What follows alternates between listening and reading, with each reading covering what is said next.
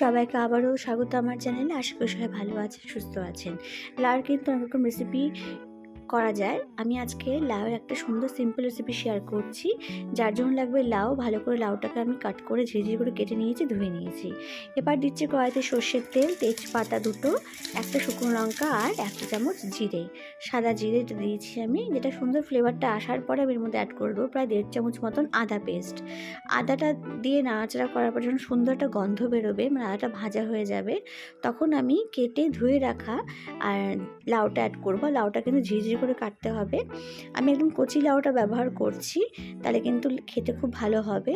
4-5 minute ভালো করে নাড়াচাড়া করার পরে এর মধ্যে আমি অ্যাড করছি হলুদ গুঁড়ো আর স্বাদ মতো লবণ।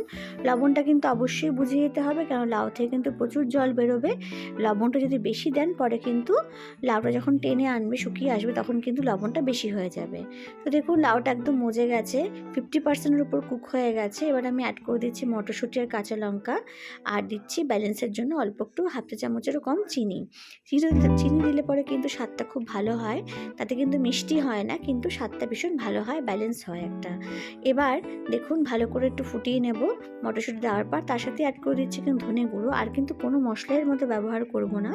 ধনে গুঁড়ো দিয়ে মিক্স করে নিচ্ছি। এবার একটা আমি বাটির মধ্যে ঘন দুধ নিয়ে নিচ্ছি, যেহেতু দুধ লাউ রেসিপি করছি এটা আমি। দুধটা মিশিয়ে নিচ্ছি ভালো করে, রুম টেম্পারেচারে রাখা রয়েছে। সেই দুধটা আমি এই লাউয়ের মধ্যে মিক্স করে দেবো। মিক্স করে দিয়ে আবারও কিছুক্ষণ নাড়িয়ে চাড়িয়ে এটাকে ফুটিয়ে নেব। গ্যাসের ফ্লেমটা কিন্তু এখন একদম কমিয়ে দিয়েছি।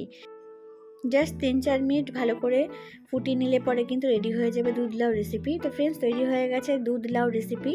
এটা কিন্তু একদম সিম্পল একটা রেসিপি, কিন্তু এই গরমকালে খেতে কিন্তু ভীষণ ভালো লাগবে। চাইলে আপনারা বড়িটাও ব্যবহার করতে পারেন এর মধ্যে। আশা করব এই গরমে এই সিম্পল লাউ রেসিপিটি, দুধ লাউ রেসিপিটি আপনাদের ভালো লাগলে প্লিজ কমেন্ট করে জানাবেন, লাইক শেয়ার করুন, প্লিজ সাপোর্ট মাই চ্যানেল। আর যারা যারা ভিডিও দেখতে সবাইকে অনেক থ্যাংক ইউ, সবাইকে অনেক ভালোবাসা। ভালো থাকবেন।